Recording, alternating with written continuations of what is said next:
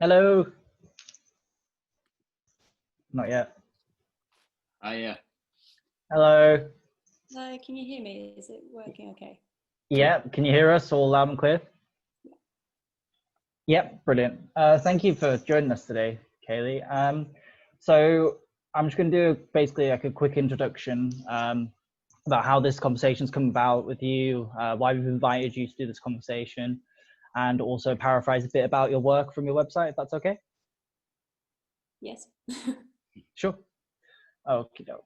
1 second. Okay, so hello everyone. I'm excited and I want you to welcome visual artist Kayleigh Harris. Now, before I begin, I've known Kayleigh's work through various social media posts and online. What interested me about her work was the visual aspect and the material drawing itself, and also the use of line. Now, I've been in contact with Kayleigh over the last few months or so, and I've invited her to do this discussion around drawing, her practice, and line. Although Kayleigh doesn't have work in the Drawing Beyond Itself show, I thought a take on drawing would create some really interesting conversations. So, Kayleigh Harris is a visual artist living and working in the southwest of England. She describes drawing as more than mark on the surface. It is the creation of, documentation of, and the attention to that mark. Harris's work relies heavily on the honesty of line, made present through drawn gesture, line, gesture, and surface, tend to one another in correspondence and become equal participants in her drawing process. The practice is considered not as her own, but as the collaboration with the formal components of drawing itself. So I'm going to pass you on to Jayson Gylen, who's going to kickstart the first question for us. So, Hi, Kayleigh. Thanks for joining us. Yeah, I'll just fire away. So in 2018, you gave a presentation at Drawing Symposium at Ocean Studios in Plymouth. The subject was drawing line through performance. Does the drawing live as an immaterial trace, a material document, or both through the experience of line? How does line inform your work in your drawing practice? It's a good question, and I thought it was really interesting that you used the word, how does line inform my drawing practice? I've always considered it the other way around. So line doesn't inform my practice informs me of line. So through doing, line is made present, and then I can understand a bit more about what line is and what it means to draw. So yeah, I would completely reverse that question. Yeah, does that answer your question? Yeah, so sort of that you kind of explore the materials, explore drawing, and that offers you some insights into maybe what drawing is. Yeah, definitely. I mean, so my degree is in drawing. I studied in Falmouth, and to this day I wouldn't be able to define drawing for you confidently. It's always surprising me every time I draw, every time I think about what line is and its relationship to drawing. I come up with a new answer. It's always surprising me, and I think, you know, I always say that my definition of line is also a moving point, which is quite a nice way of thinking about it. And I think drawing is just sort of the vessel that allows me to keep drawing that point further. So sort of more questions than answers in a sense, or endless answers. Yeah. If you had the answer, there'd be no point in carrying on with the. So. Yeah, good point. that's very true.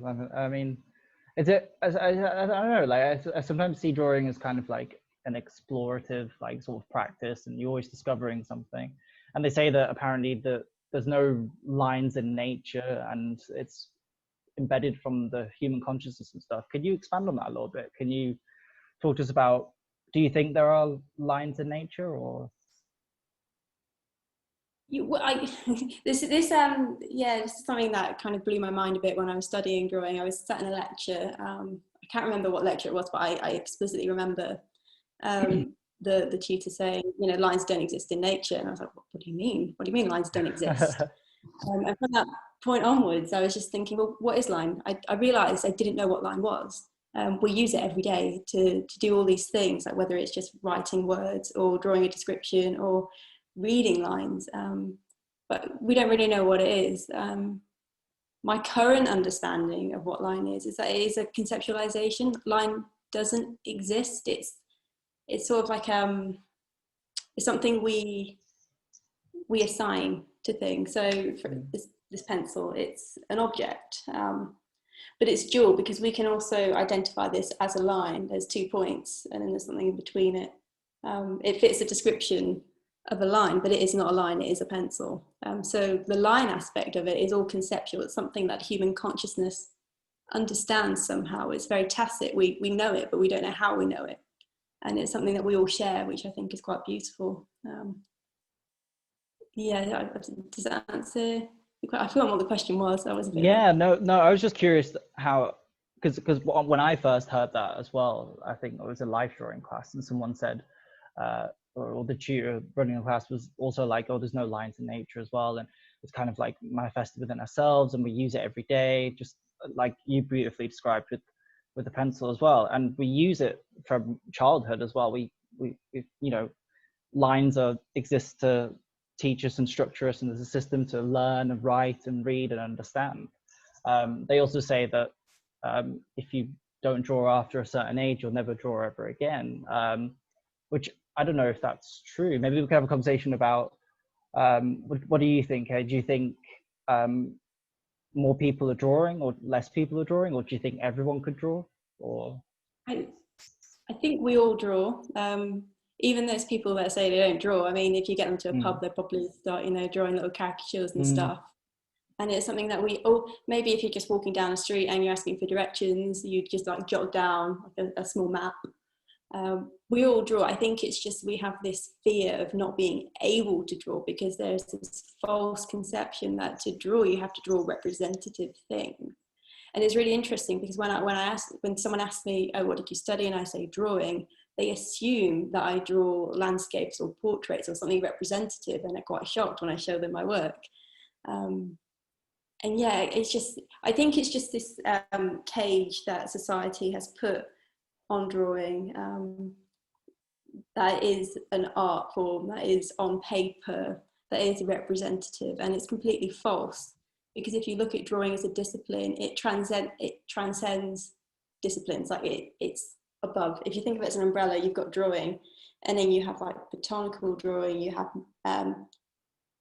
drawing for medicine, you have drawing for engineering, you have drawing for the arts. You know, it's expansive, and I think it says a lot about the human nature that we all use line, we all know what line is, but we don't really know what line is, and we don't really understand what drawing is. I think every year I'm on this planet, I learn something new about what it means to draw, and I see something in life that I didn't consider to be drawing before, and then I'm like, oh, actually, you know, it fits the bill. Like, that could be drawing, that is line, which is, it's quite problematic then, because where do you draw the line? When do things stop becoming drawing? When does it stop becoming a line? It's really, yeah, it's quite intense when you go down that rabbit hole.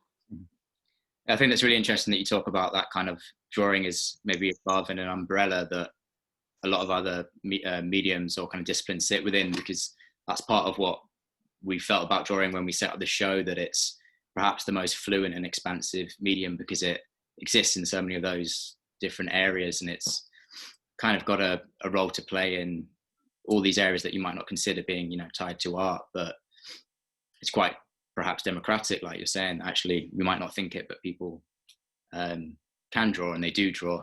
But I guess, do you feel as an artist that it gives you that space to kind of look into some of those things that are perhaps overlooked? So you're kind of exploring line as an artist and kind of uncovering. Perhaps. Yeah, I went through this stage when I was doing my undergraduate degree.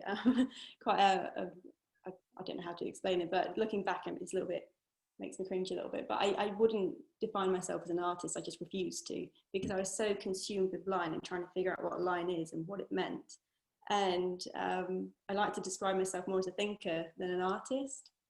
And yeah, so I do think having an arts degree has allowed me to explore these areas more than others have been able to. And I think that with any arts degree, you come out of it with a very specific skill set that not everyone else has had the privilege to be able to explore. Yeah, sorry, what was the question again? I've gone off. Yeah, just that maybe it gives you that, talking of the kind of overlooked, that you've spent your time as an artist. It's interesting that you say that line has become the thing that, even a bit more than calling yourself an artist, it's like an investigation into what that might mean, but quite open and quite perhaps democratic in a sense. And yeah, going back to more line, I think if I describe my practice, it's drawing based, because it's quite meditative for me. But it all originated from this investigation into line. So I see myself as sort of like a thinker of line, and through thinking about line and trying to bring line into being, I am then a drawer, which then makes me an artist. But I would never put artist first. It's always I'm consumed with the other end. Yeah. It's just really interesting the way you talk of the kind of consciousness of line, and it's a really interesting entry point into drawing through that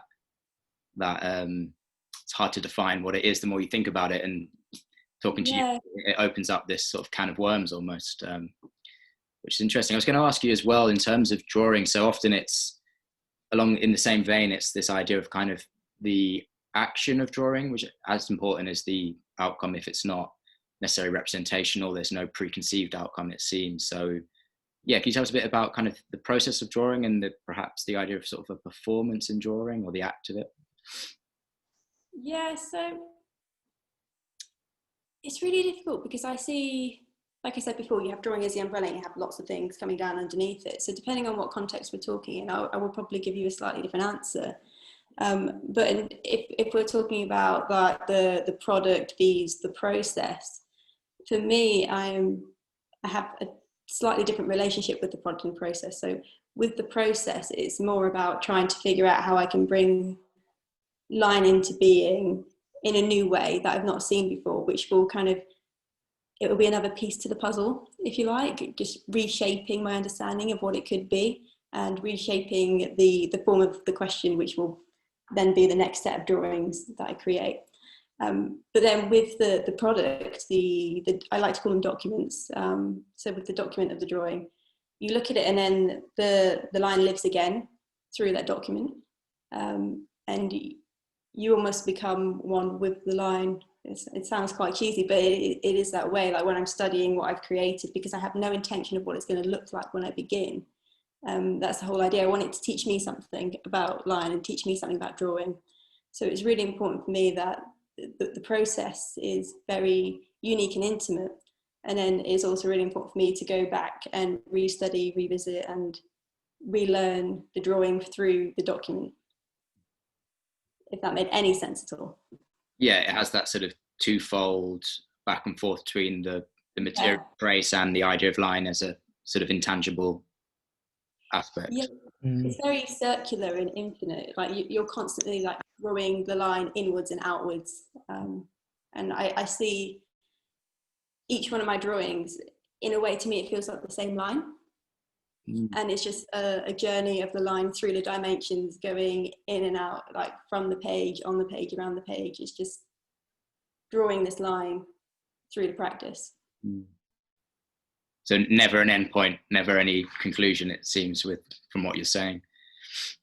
Not yet, not to this day. I mean, it's almost, if you could say, like, you know, like how long's a ball of string kind of thing. I think, you know, line does that a lot. And now I want to ask you about the expansion of line through drawing, because I kind of questioned this a little bit during my BA, and it was like, if drawing exists around us and we can create these lines and they're quite expansive, when do you draw the line to, as you said before, on what can and cannot be a drawing in some sense? Yeah, I think I'm going to be that really annoying person and say, like, it's in the eye of the beholder, you know? Like if you identify something as a line, to me, it is a line. I've yet to come across someone who has tried telling me something is a line or is a drawing that I've not been able to also see as a line or a drawing. So even with movements, so gestural movements, there are some really, there's endless artworks of like chronophotography and drawings with light where they've visualized it in such a beautiful way of like a continuation of line through trajectories of movement. And that can be a drawing, but I think it's definitely a mindset. It's the lens in which you view things through. So this is just a pencil until I sit here and I'm like, oh, you know, there is the edge. And you can delineate it further. So there's like a line around here. And then you can also have like the line, if you can imagine a light at the end of that, like the circular line of that trajectory.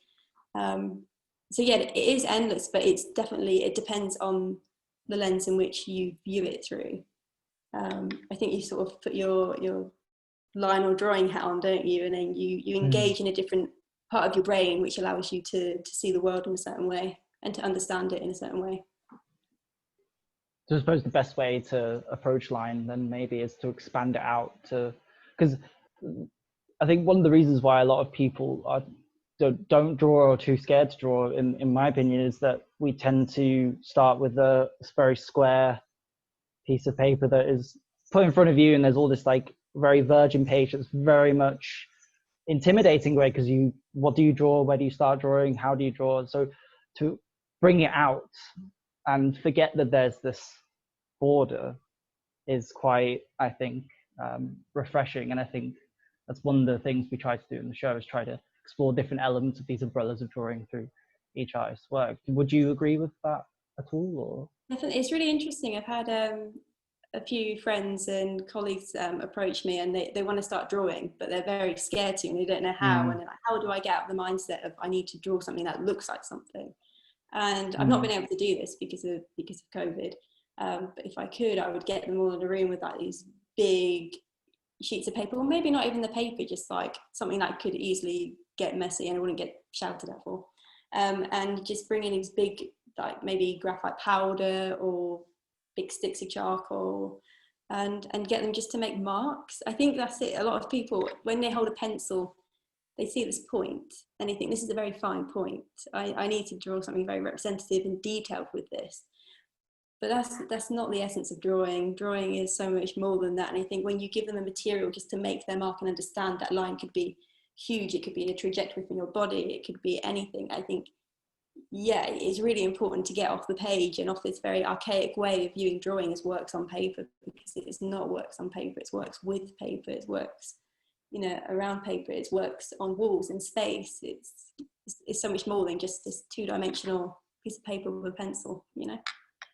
Yeah, it seems really, when you were talking about, you know, the fear of kind of either Jay saying, you know, having to work within that geometric paper, and then also feeling like there's a certain type of mark you have to make. You kind of think of children, don't you? They don't care about drawing within the lines, and they don't care about drawing all over the walls. And there's something that seems like there's obviously this innate sense of needing to make a mark with humans.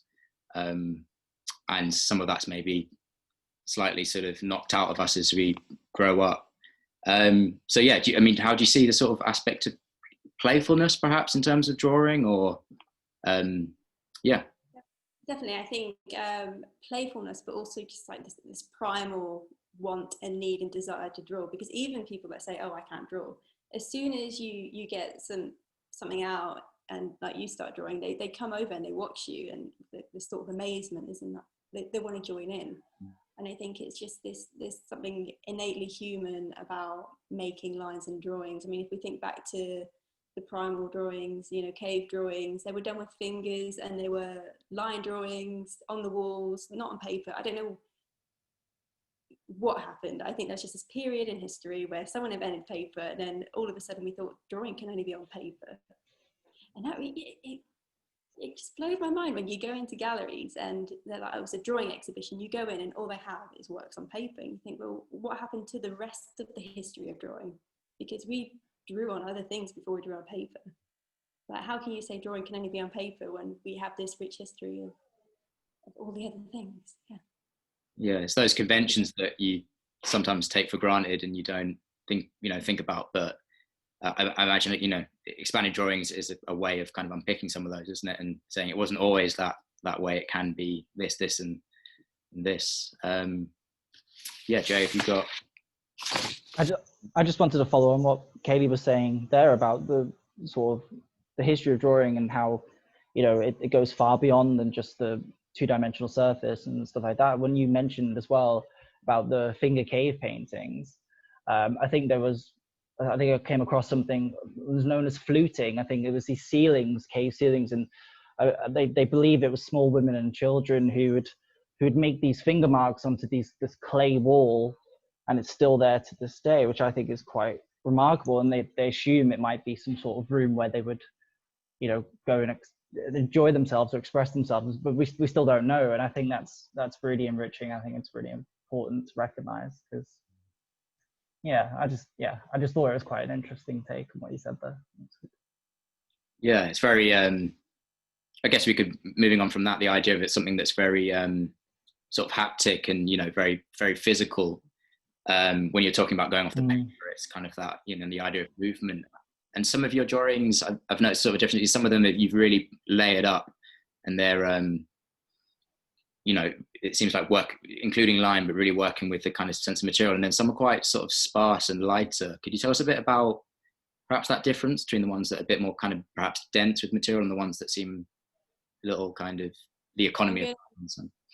Yeah, I'm going to guess these are like the ones I've been doing this year. So you've got the reflective graphite ones, which are just insane amounts of graphite on paper. And so I go through moods. Currently, in the past year, it's been less about the investigation of line, if I'm honest, and more about just letting line console me, because it's been quite a tough year for us all. So it's been more about like the meditative practice. So I've been exploring material and kind of like the feeling of making line present through drawing a bit more than trying to understand what it is, but just letting it be, like just focusing on the being with material. So yeah, if we go back to the coated ones, it was just a bit of fun, really, thinking about, you know, making a mess and just playing with material. And I wanted to really see if I could create line without drawing it onto the paper. So they're actually embossed into the paper. And I didn't want the line to be just a thin bit of graphite. I wanted the graphite to make the line visible in a different way. So those drawings, it's important to note, there are only three components. You've got your paper, your line, and your graphite, which are three very traditional drawing materials. And I wanted to just play with that and think, how can I make a drawing that is very unconventional, untraditional, using traditional materials, and kind of challenge what it is to draw on paper or with paper. And then the lighter ones, they're just more like meditative. So a lot of the Unsettled series, which I was just sort of using a line as a vessel to sort of just get this energy out. There was a lot of pent up energy and anxiety. So it's just, using drawing and line to kind of like capture and release that energy in a way, which is very different to what I was doing previously. It's all very new to me still. They really have a sense of movement to them, though. You know, whether they're a bit sparser, they're. I think you talked about your eye following, you know, using line as a way of actually looking at things in the world and capturing movement, and it really feels like. I was going to ask you, they're abstract in a sense, so perhaps the viewer can interpret them how they want, or think of, is that an important part of the kind of the consciousness of the viewer and how they see the line, or is that just something that... I've given up now. I used to say that my works aren't abstract, that they are portraits of line. Like, they are very representational, they represent line. Right, yeah. But I've just given in now, and they are abstract. It's important for me that people come to my drawings and they don't see an object, they see line. Because line is a very intimate thing, and it draws out of the viewer something that they didn't know or didn't expect to be drawn out of them. And I don't know what that is. It's going to be very intimate to them as well. I mean, for me, I draw from the line the experience of creating it and that correspondence with the material. But as a viewer, I'm not a kind of like distance viewer, so I can't say for sure. But I would imagine that they look at these drawings and it's a different relationship altogether. And I like to think that the lines draw something out of them, which then continues the line in their life as well. I don't know if that makes sense. But yeah, it's very important that it is non-representational other than line, because I want to focus on that energy and continuing the drawing of the line. Did you describe it as an embodiment? Was that how you described it, as an embodiment of line or oneself into the drawing? Was that what you mean? There's a lot embodied within the line, I think. There's a presence. It's that experience of drawing and that correspondence between myself and the material that is embodied within those lines, so that every mark is a moment.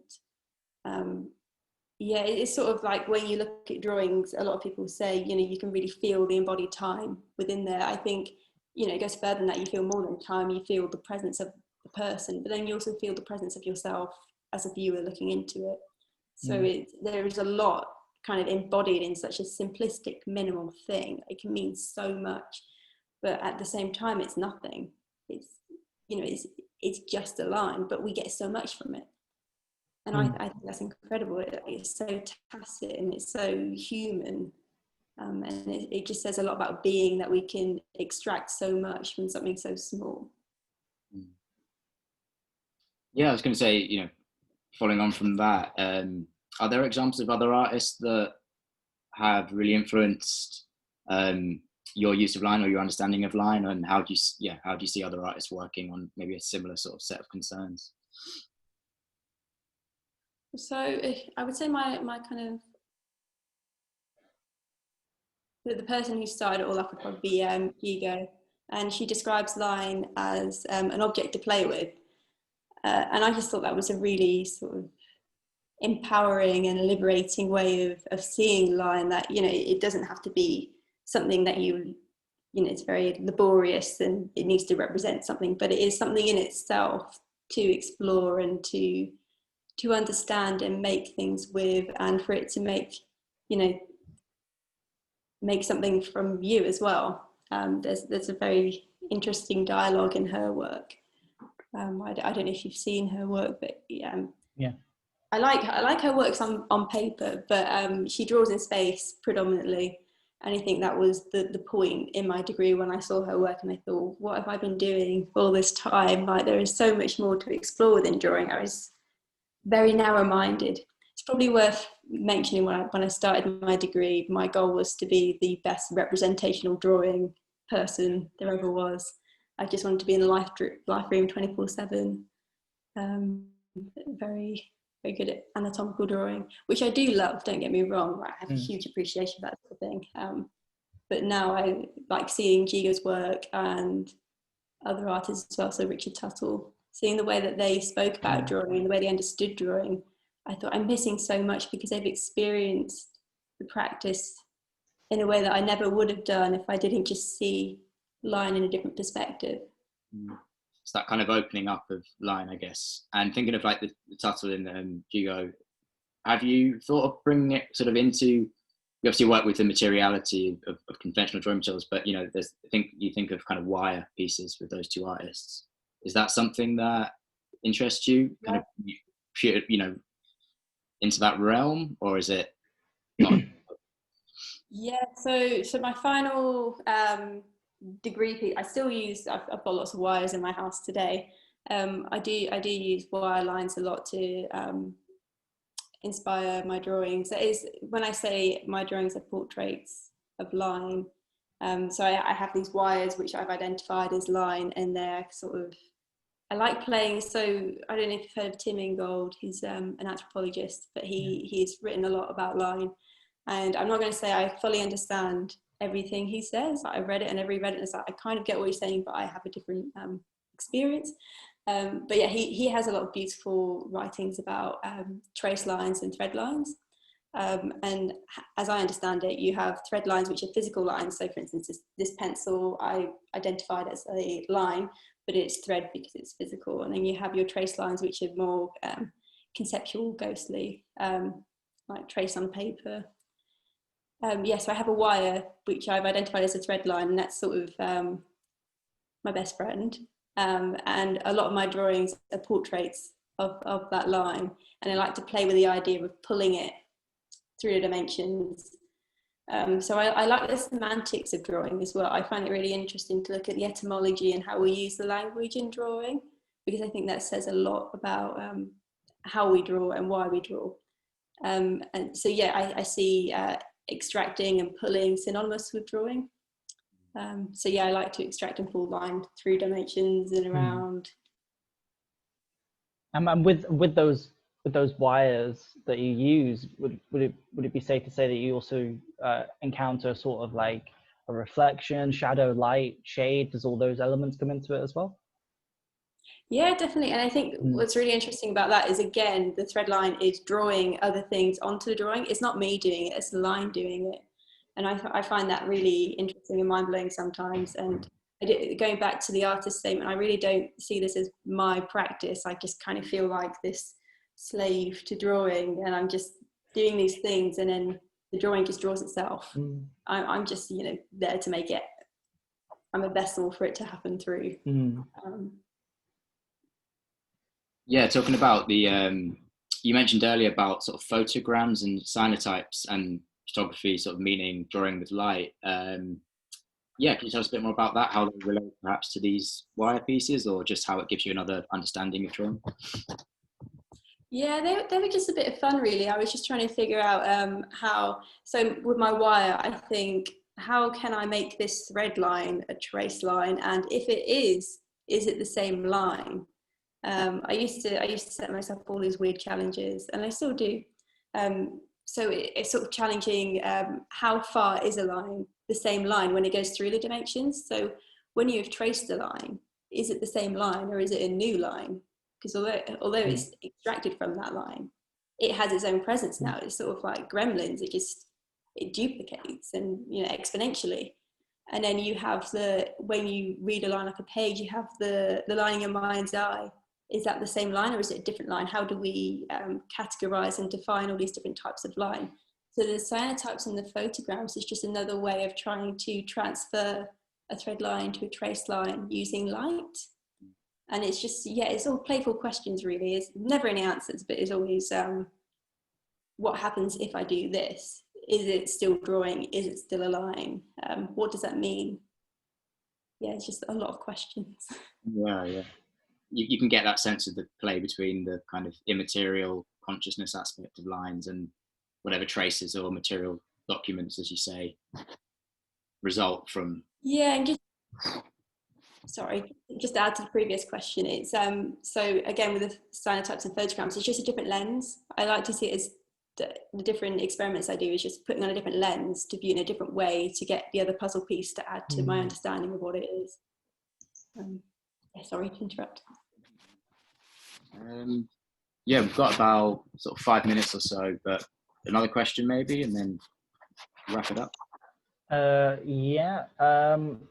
Just to follow on from that, when you talked about it's like kind of like a different lens, a different way of looking at a line, would you ever make a drawing then through this idea of line, away from traditional sort of drawing materials, away from graphite, away from charcoal? Would you use something that's quite unconventional, maybe something outside of the box? I would love to, yes. The main reason I use traditional materials is because my education so far has been fairly traditional, so I like to just tease and play with that. And also, I don't have much space. But given the space, I would love to kind of break out and try different things and different materials. But something I'm very conscious about as well is sort of the impact of the materials I use. So I did a series of drawings with tape, but not tape in the sense of drawing in space. I suppose it was quite fairly traditional, but I was sort of applying the graphite to the tape in a different way. That was, instead of just drawing onto the piece of paper, I was drawing with powdered graphite and then sticking the tape onto the drawing and then putting that onto the paper. I like to just make different combinations of traditional materials and traditional methods, because I find that quite interesting. Like, how far can you really stretch it without stepping too far out of the realm of what is conceived as traditional drawing? How far can you go? Like, when does the new understanding stop? Yeah, I would like to draw in space at some point. Yeah, sorry, carry on. I was going to say, I noticed on your website there are a few sort of live studies which were, I guess, perhaps just a bit of play, but like slightly more representational, but still kind of obviously about the line, even more so perhaps than what you're, very much centered on line. I was just wondering if you could tell us a bit about it. Is the abstract line kind of meeting real world, and it just seemed like what that's based on too. Definitely. So if we revisit the question ages ago about line not existing in nature, I had a really heated debate about this at that time when it blew my mind. And I was like, how could that be? Because when I look around the room, all I see is line. Like I see the world through line, I delineate. So when I'm walking down the street, it's just drawings in my head constantly. I'm just like, the edge of the table, that's a line. I just delineate all the time. So in the life room, it's interesting you've made that connection to me. I just feel like I'm drawing representation like everyone else, but it is very linear, and it is about kind of the extraction of those lines. But yeah, I love drawing from life. I love it. I don't show it so much. I've got oodles, piles and piles of life drawings, but I don't show them very much. Yeah. And mainly because I don't find them as intriguing or as challenging as the other works, because I don't learn so much from them. They're more of a sort of a skill-based thing. I just like doing it to refresh my skill of, you know, extracting lines from life. But yeah, I don't learn so much from them. I don't know if that's really bad to say, but just honest, I guess. Yeah, they had a bit of, they remind me a little bit of some of Matisse's drawings, but you know, he's an artist that was obviously really kind of exploring line, you know, through representational, but then obviously some more abstract works as well. So yeah, perhaps that's an exercise that he was kind of working. I'll take that. Yeah. I like to also think that even the most representational kind of detailed drawings even kind of expand out in a way, in some ways or another. But yeah, I don't know, like it's interesting take on drawing, and I feel like, you know, the line could expand out in some ways, even through the most representational drawing, even through like a life drawing session, if that's fair to say. I don't know. I mean, completely, because even when you are drawing a trace line with graphite, you're drawing a line with your hand physically, you know, when you make one line, there are several, or maybe even infinite lines being created at the same time, depending on what lens you're using to view it through. So even those who are very photorealistic and very representational, which is a huge skill in its own, without even knowing it or intending to do it, they're drawing in space, they're doing all these other incredible things. It just depends on your perspective and how you look at it. Yeah, I guess we've got less than a minute. Yeah, I was going to say we're running out of time. Hold on. Yeah, I mean, I guess, yeah, thanks for joining us, giving us an insight into line. It's been really nice to focus in. Jay was saying earlier that it's just this really core idea to drawing, but really it's not as simple as you might first think. Yeah, so thank you for your time. Yes, thank you very much. Very inspirational. I've enjoyed it. Thank you. Thank you for having me. And yeah, it is quite interesting, isn't it? Like, it's such a simple thing is actually that we don't understand it. It's fundamental, but it's huge. You just have to look at it. People are going to really think about this when when they watch this. Brilliant. Okay. Yeah. See you. Yeah. Thank you very much. Bye. Bye-bye. Take care. Bye.